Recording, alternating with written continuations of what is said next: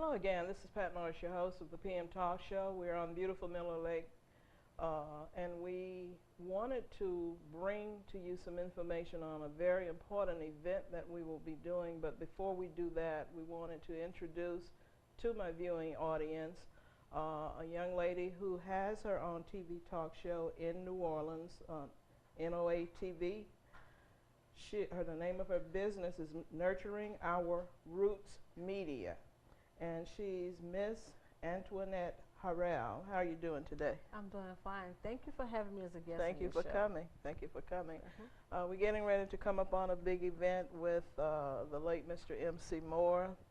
May 3rd will mark 50 years that this lawsuit has been going on, and we want to commemorate that because people all over the country, they're now commemorating 50 years of different things that's been happening in our country. So tell me a little bit, or tell my audience a little bit about yourself and how you got started, how long you've been in this business. Well, I'm a genealogist researcher, and I love being in Tangipahoa Parish where my roots run deep.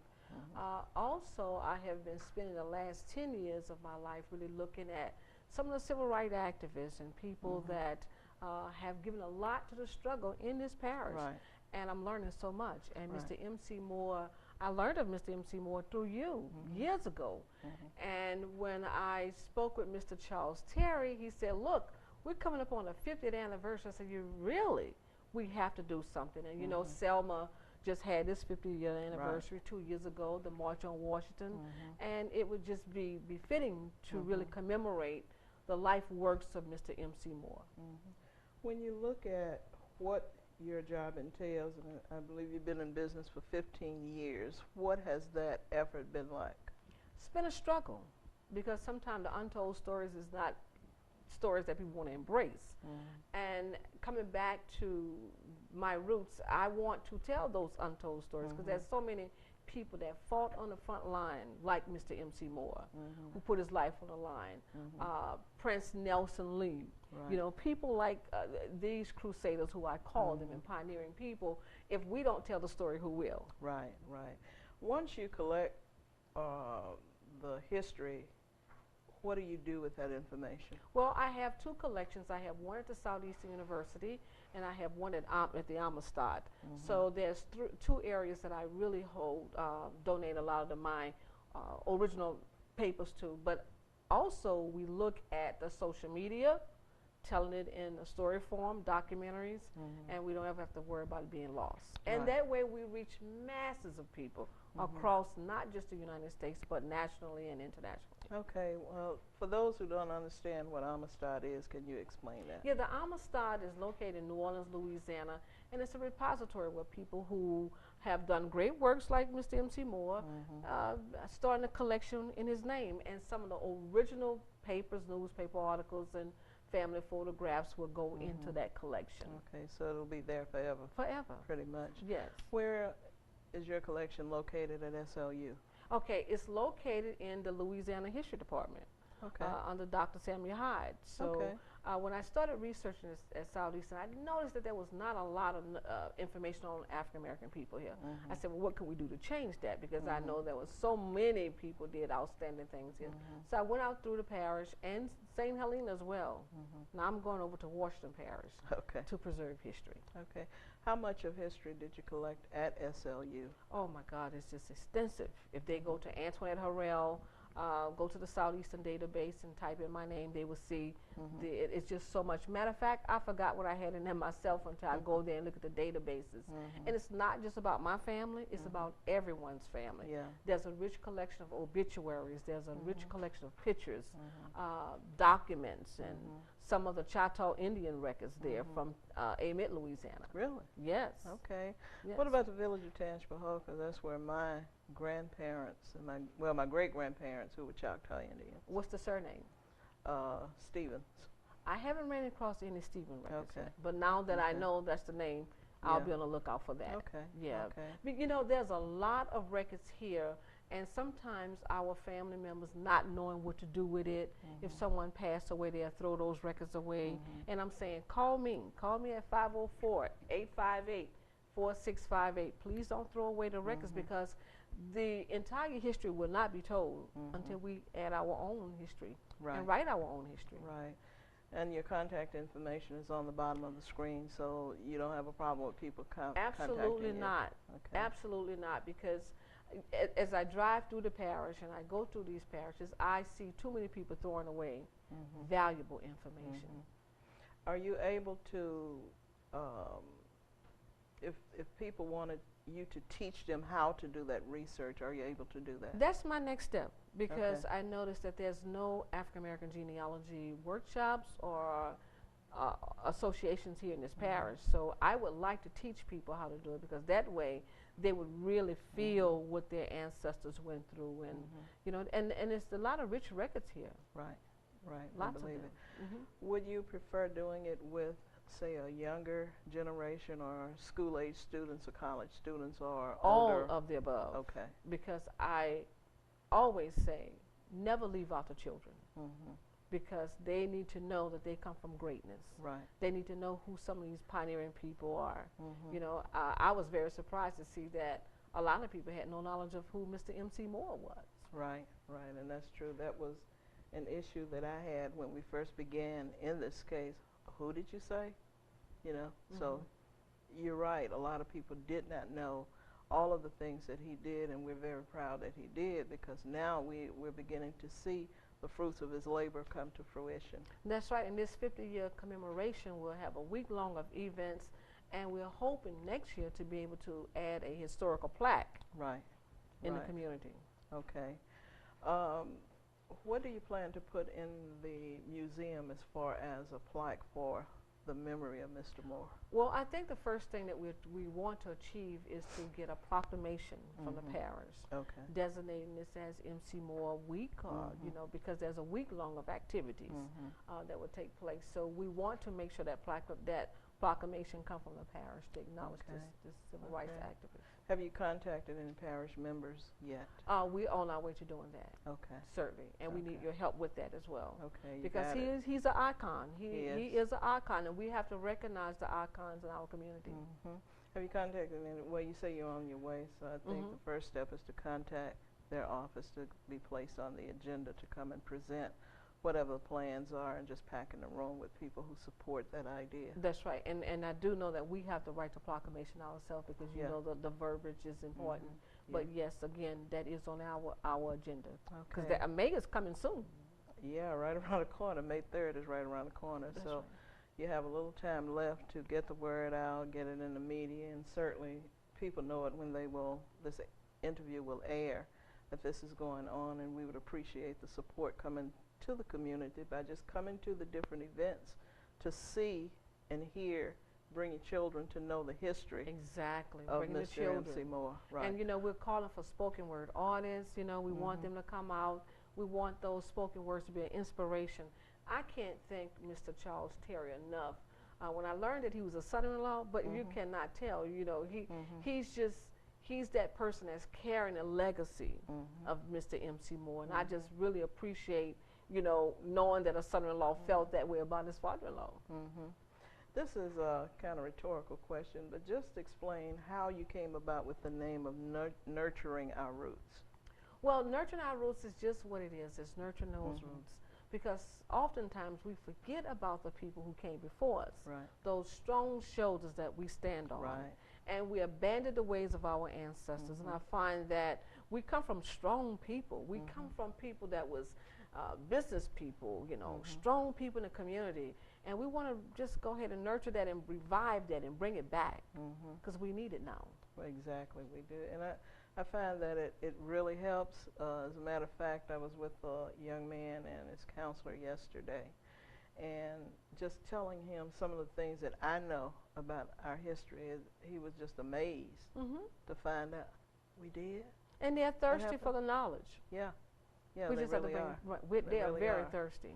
Which brings me to my next question. Have you approached any school board members or presented what you're doing to That's the on the school board? list. Okay. That's on the list. Okay. Those letters will go out the first week of May, so we can get on Okay. the agenda to let them know Okay. that this is something that we will want to see take place. Right. Right. Well, is there anything else you want to share about the upcoming event or how you plan to continue this program after its first year? Oh yes, after the first year, we want to see that plaque go up. We need to have historical landmarks in our communities, and we need the community input. So please, if you are a spoken word artist, or you want to come out and sing, bring your choir out. But first of all, we ask you to please bring the children. Right. And I want to thank you, Miss Pat Morris, for all that you have done. Thank you. Because you've been singing this song like the gospel of MC Moore Case, and thank you. Thank you. And there's a saying that say people may not understand, but by and by they will. Oh yeah, yeah, and I'm beginning to see now. You know, at times you want to give up and say, I'm just tired. You I can't deal with this, but God gives me what I need to sustain me for such a time as this. So keep the children out Yeah. front, and then you Yeah. know that's your Yeah. driving force. And that's what I do, because they are our future. One day I'm going to be gone, but somebody's going to have to take my place, because everything is going to continue to go on. The world is going to go on. The world is going to continue to globalize itself, and we need to know who we are, where we came from, and what we can do to become productive citizens. And at the end of the day, that's what Mr. Moore was thinking. So walking in his shoes has really been an honor for me. Well, he passed the torch on to you. Yeah. And I was reading something he said in the newspaper. He said, I'm not doing this for my children. I'm Right. doing this for all the Right. children. Right. And you didn't do it for your daughter. No. You did it for all the children. For all the children. And I just want to commend the Moore family for being the strong family that they are, Right. to be able to endure what they did. Right, right. Well, we're about to end this segment of my program, so do you have any closing comments? I just want to thank you once again and thank the MC Moore family. Come out and let's make this a 50-year commemoration. Thank you. Thank you for having Thank me. you. Thank you. All right. We're going for a break, and we'll be right back. Welcome back to the PM Talk Show. This is Pat Morris, your host, and in our first segment today, we had with us genealogist Antoinette Harrell. We have with us now Mr. Charles Terry, who is the son-in-law of the late Mr. M.C. Moore, and we're glad you're with us today. How are you doing? I'm doing wonderful, and it's Great. glad to be here again. Thank you you for so being much. here. Thank you. We have some events, so your family has some events coming up May 3rd, right? May 3rd, yes, we're honoring Mr. M.C. Moore, commemorating 50 years Okay. since he filed the desegregation case in Okay. May 3rd, 1965. Mhm. So that Sunday, we're going to go to the gravesite. We're going to be placing a wreath Okay. at about 4 o'clock in the afternoon. Mhm. And then at 6 p.m., we'll be at First Church, 501 Campo Street, Pastor Tate. And that's the church that Mr. M.C. Moore, his wife, and family Okay. spent the majority of their lives. So Okay. that's where we're going to start. Mhm. And then that Monday, we will be having a panel discussion. Mhm. And it also will be at First Church on Campo Street at 6 p.m.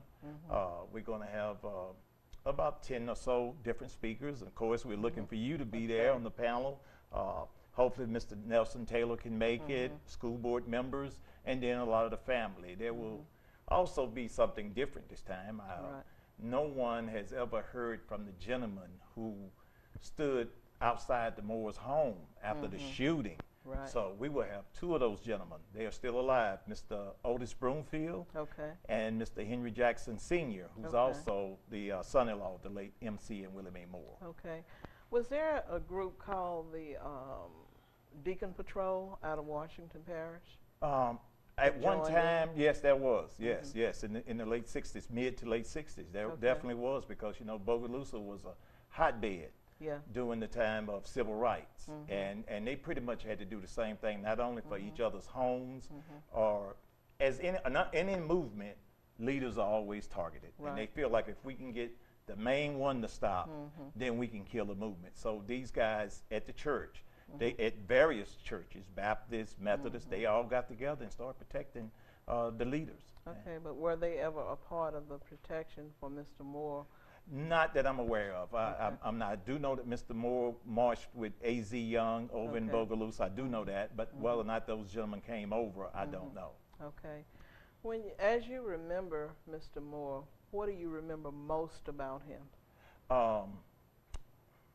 He was just a man of his word.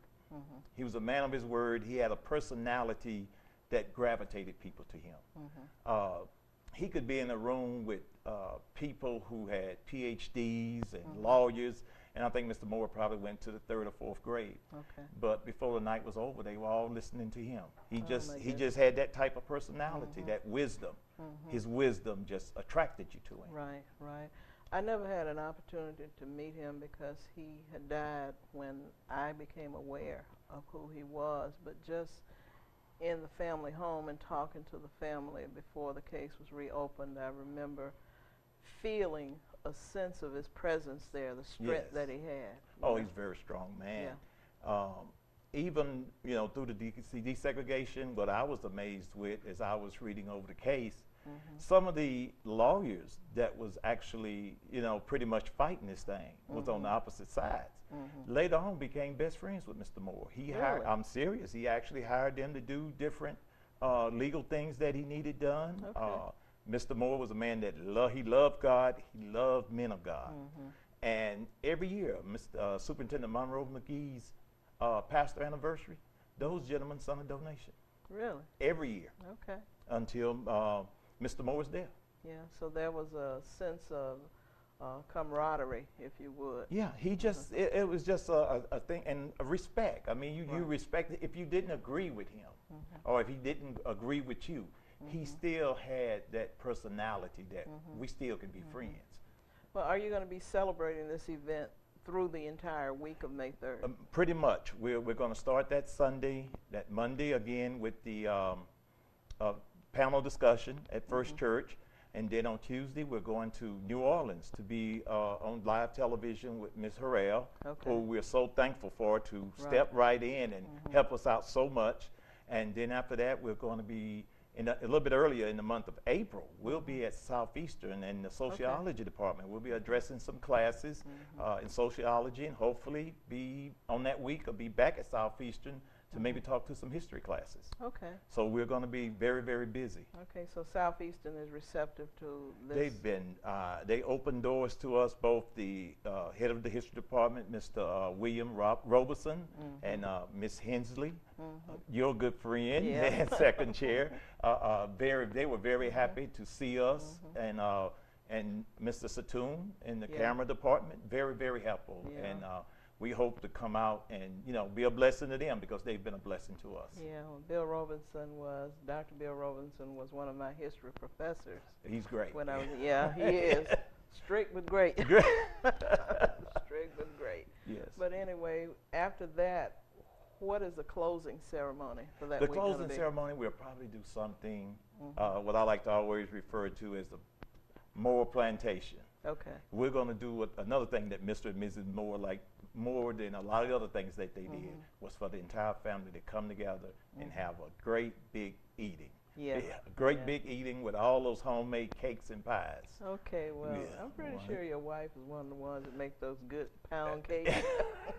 I'm going to make sure I tell her that. Okay. Somebody had to get it from Mama. And A couple of the girls do, Yeah. couple, especially Betty, and I know you know Betty, and Yeah. Thelma and Jen. It's what a about lineup. Joyce Marie? Joyce Marie, she does sweet potato pies Okay. that are to die for. Okay. Yeah, she does a great job. Okay. Nobody makes sweet potato pies like Joyce. Okay. Every one of them, they have their own specialty. They can Okay. do it all, but they have their own Yeah. specialty. I know sometimes it's hard to talk about these things, but the morning that gunfire was shot into the home, Yes. can you go through that? Yes, it happened on July 4th, and it was past midnight. I don't know exactly what time it was. And everybody was pretty much in bed, and then the gunshots rung out. And Mr. Moore and Mrs. Moore was getting the family on the floor. All the children from Jeanette on down were at home. And Mrs. Moore did something that was just very heroic. After they discovered that their phones had been disconnected because they was trying to call the police, but there was no dial tone. So then she decided, without him telling her to, she decided to go out the back door and crawl through the bushes to a neighbor's house to call the police. And there was the other children that were in the house. You know, of course, Mr. Moore had several guns because he was a hunter, and I mean, they was loading guns to try and defend themselves, but the car left, and that was pretty much the end of it. And that was really a blessing from God that nobody got hurt. Nobody got hurt. Some of the bullets, shots came. Jerry Moore, the youngest son, shots went right above his bed. If he would have just raised up, Yeah. he could have been, wounded on that morning. Yeah. And Mr. Moore was the strength of his community.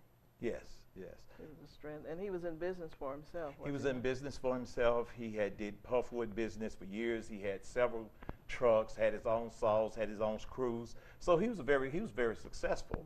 But something that a lot of people don't realize, because they did identify Mr. Moore with the Joyce Marie Moore case, but in 1955, him and some other neighbors actually had formed a group called the Pelican Brotherhood. Okay. And they were not really a political group, but a neighborhood group who were trying to position and get a black on the school board in 1955. So he had been in the political arena long before 1965.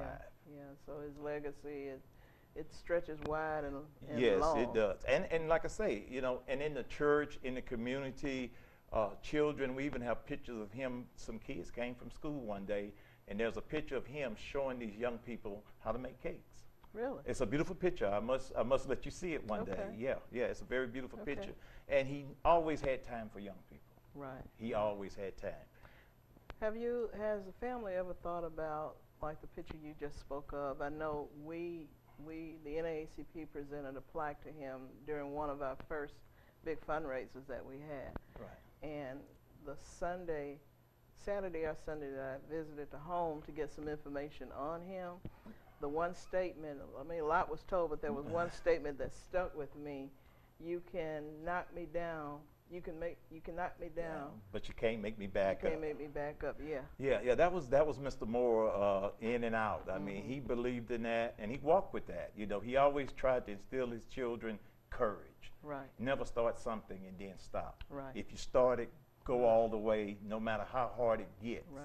You have to stay after it. And that's, as he got older, he knew it was easy to knock him down, but his inner man could never be knocked down, and he was always pressing forward, always pressing forward. And a lot of this came because of what happened to his daughter, Fannie. And Fannie, it actually started with Fannie. She was a student at Southern University.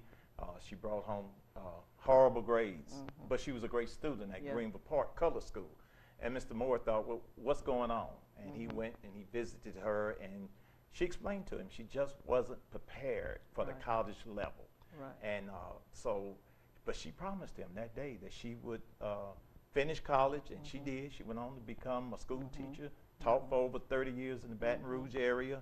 And he told me that after Fannie told him this, he cried all the way home, wondering and pondering, what kind of world am I bringing my children up in? I'm being faced with Fannie now, but what about the others? Yeah. What about the others that still have to go to subpar schools? Right. Hence, Joyce Marie Moore versus Tangipahoa Parish. Yes, and that's how in the NAACP, he contacted them, and they got together, and they decided not to file the case on the Civil Rights Bill, but rather they filed it on the 14th Amendment. Right. Over 100 years old. But every American is guaranteed to all rights. You're a citizen of this country. There's no little I's and big U's. We are all the same. We're all deserving of the same treatment. When I think about the late Mr. Moore, sometimes if I'm alone, before I know it, tears are dropping down, because walking in his shoes, I understand the pain, I understand the burden, but the joy of it is when you see things begin to happen and turn around for all kids ultimately. And most definitely. And, Mr. Moore, we always talk about him, and, I always have to throw in my girl, Miss Willie Mae Moore. I have to throw in something about her, because she was a strong woman. Right. I believe any other wife, after, risking those 15 children being injured, would have said, honey, it's not worth it. Let's give it up. Right. But no, she was right there pushing him on. Right. Stay out front. She took care of the home when he was away, and he went about doing what he had to do. And it took a strong woman to do that. Strong woman. Right. Well, I think we're about at the end of our interview, and I want to thank you again for coming to be a guest. Just so glad to be here. Thank you for coming, and we want to invite all of Tangipahoa Parish to come to the events during May 3rd. We will have flyers out. It'll be in the media so that you won't forget. And we're going to celebrate and commemorate the late Mr. M.C. Moore for those things that he did to make life better for children in Tangipahoa Parish. This is Pat Marsh, your host of the PM Talk Show. We want to say thank you for continuing to join us. Remember that knowledge is powerful and it does matter. Have a great week and God bless.